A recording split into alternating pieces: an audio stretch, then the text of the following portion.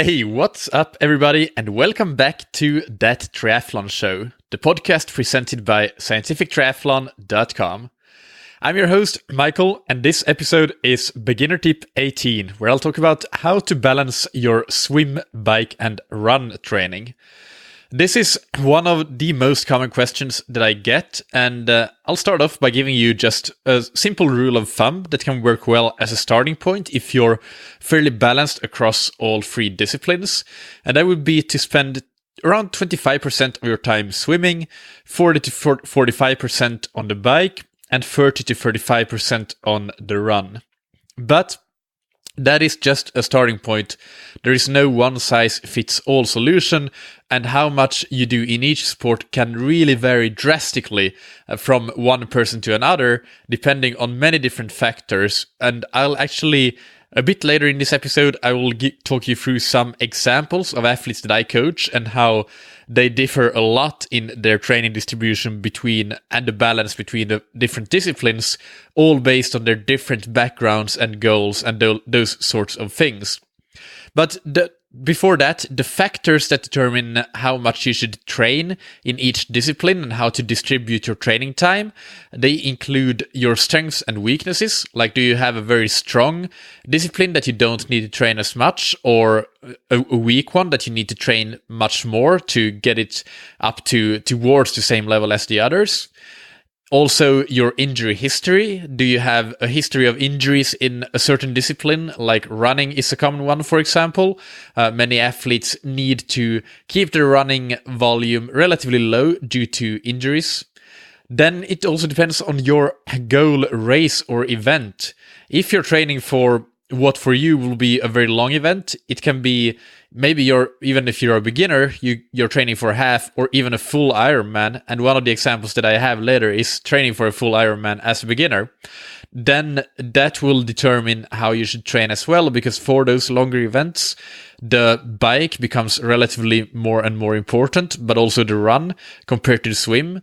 Whereas in the shorter events, there is a more even balance, and the bike, run, and swim have slightly more even distributions for shorter goal events.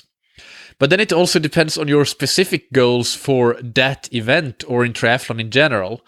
Like, if you have a specific time goal for any triathlon event, it may make sense, depending on your level, to work a lot on your bike, because that's the largest portion of the triathlon. So potentially, if you're not already a strong biker, that's where you can gain the most time. But if you take the long-term view and you want to, in the long run, become the best triathlete that you can be, then you might not do it that way. You might actually do more even distribution to make sure that your swim develops at the same rate as the bike and the run, because that's often where age group triathletes fall short, is on the swim. But if you have a long-term view, even though you're not going to have maybe the same race time in your next race, because you're kind of sacrificing some bike and run time for some swim time, it may make sense long term, because you will raise the ceiling of what you can accomplish in 2 or 3 years' time, for example. And finally, your overall training volume also plays a role here. If you have a bigger training volume, then you have kind of a bit more leeway to play with how you distribute your training time.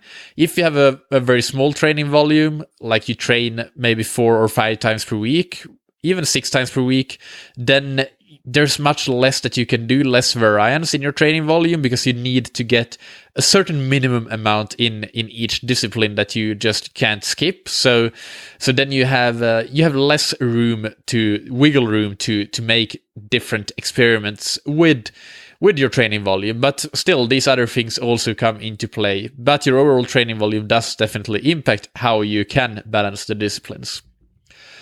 All right, so I mentioned that the rule of thumb, you can keep this in mind as a reference, that was 25% of your time spent swimming, 40 to 45% on the bike, and 30 to 35% on the run. That rule of thumb is for a balanced athlete with the goal of general triathlon improvement, and but yeah, that's it basically. No injury history in any of the sports, or no particular injury history. So now let's get into some examples of athletes that I coach, and I digged down into my training peaks and looked at their statistics for the year to date. So basically January through April, how much percentage-wise have they been spending their time on swimming, biking, and running. I excluded strength training here in this analysis and just focused on, of the swim, bike, and run training, how many percentage is swimming, biking, and running specifically.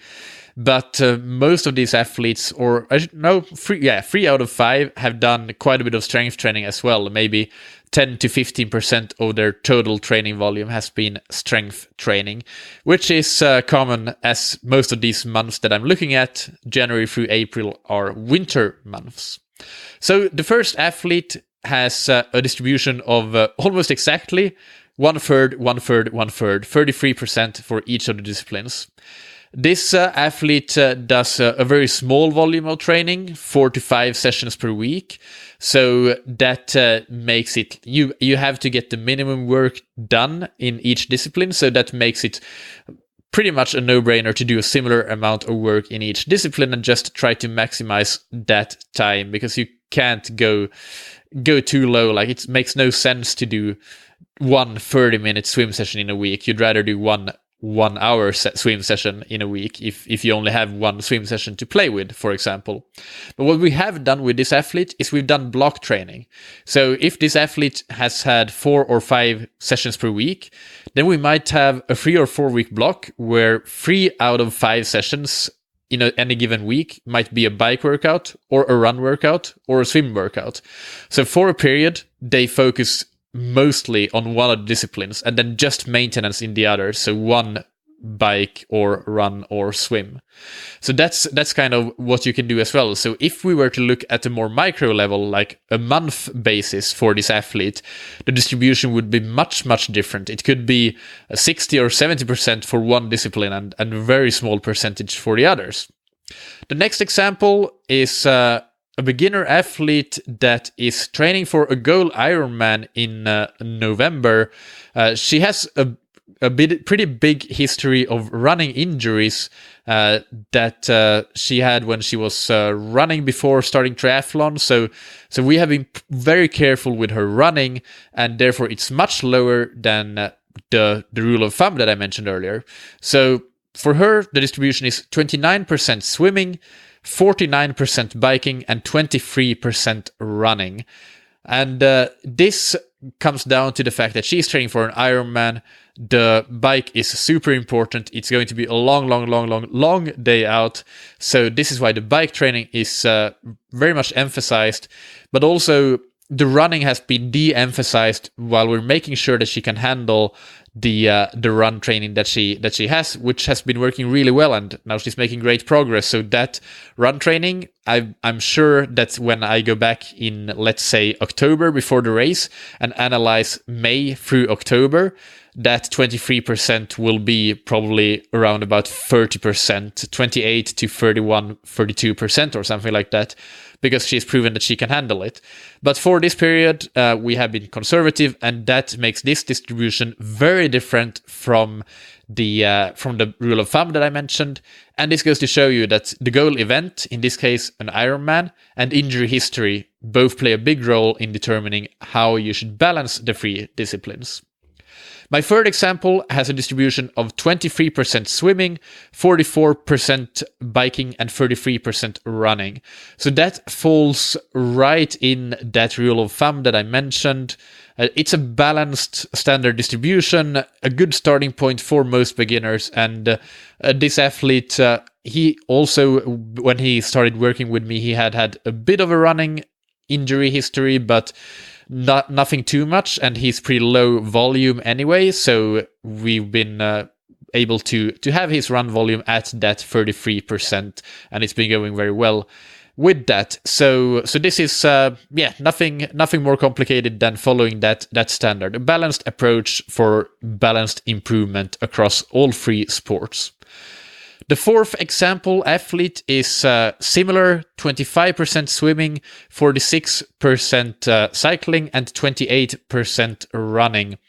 So the slightly reduced running here is mostly due to the weather conditions in wintertime, and it's been quite rough and a lot of cold weather, really difficult to run outside for this athlete. So we have slightly reduced that, de-emphasized it, and focused a bit more on the swim and run. But this is still very, very close to that standard, very balanced approach that I recommend. So not too much of a deviation, but I would say that if this period that I analyzed would have been summer months, then the run would have been a bit higher than it is for this athlete currently. And then the last one, for these 4 ones, before I looked at the statistics, I could have guessed very close to the actual answers what their distributions would have been. I was very well aware of that. But for this 5th one, it surprised me a bit. The distribution here is 27% swimming, 35% biking, and 38% running. And I wouldn't have expected that big a running volume. I knew that we had emphasized running a bit with this athlete because she is one of the few that has no injury history whatsoever.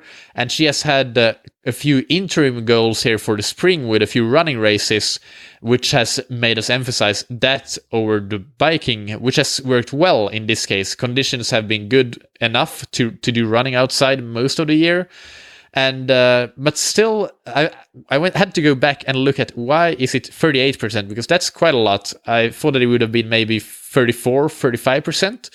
And it turns out that it's because quite a lot of her long runs have been combined walks and long runs. So first going for a walk with her friend for 30 to 45 minutes, 45 minutes usually, and then running right after that for another 45 minutes or so to get up to an hour and a half or so of total time. And the walking has been a pretty brisk walking, so still getting the heart rate up a bit. So that explained it to me.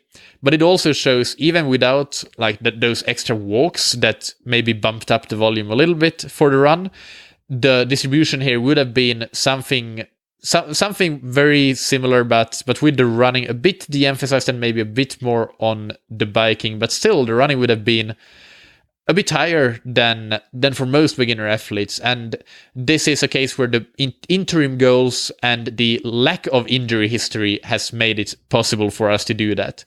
So to summarize, you need to consider your strengths and weaknesses, your injury history, your goal, race or event, your specific goals, if you are time goals for that event, or your goals for improvement in triathlon in general.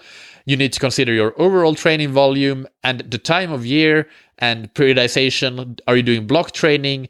Are weather conditions making it difficult for you to do one sport at this time of year, etc., etc.? And all of these factors go into balancing your swim, bike, and run volume. The rule of thumb that I mentioned, 25% swimming, 40 to 45% biking, 30 to 35% running. If you also add strength and conditioning, then that could be 10 to 15% of the total training time. And you just take a bit of time from each of the 3 disciplines in equal proportion. So that's about it. I hope that you enjoyed this beginner tip. As you can see, there's a lot to think about when it comes to balancing, but I do hope that this episode and the examples, especially and explaining why the distributions looked like they did, has given you a good starting point. If you need extra help with this, definitely check out my coaching services on scientifictriathlon.com/coaching to see if my coaching may be something that interests you. I really emphasize the communication between myself and the athlete a lot to really get to know you as well as possible, which is what helps me decide on an individual basis for you what your ideal training intensity distribution will be at different times of your year and your triathlon progression. If you have suggestions for future beginner tips, send them to me on michael@scientifictriathlon.com, and that's Michael with a K. Or if you want to ask about coaching, of course, it's the same email. Thank you, as always, for listening. Keep training smart and keep loving triathlon.